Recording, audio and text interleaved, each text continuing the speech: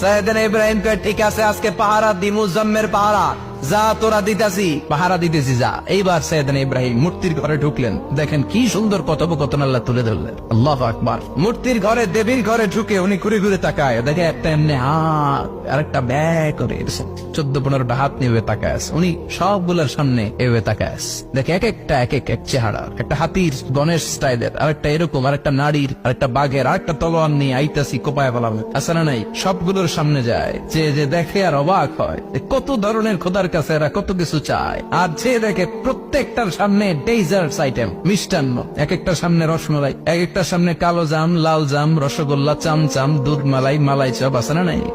জিব্বায় পানি চলে আসছে নাকি? তো সাইয়েদনা ইব্রাহিম অবাক, কিরে এত মূর্তি, এত ডিজাইন, এত ভাবে এরা অঙ্গভঙ্গি করে আছে, এত খাবার দেয়া, খায় না কেন? সাইয়েদনা ইব্রাহিম ভাবলেন মনে হয় নাগাল পাই না, আমি একটু তুল্লা ধরি। উনি রসমালাইয়ের বাটিটা নিয়ে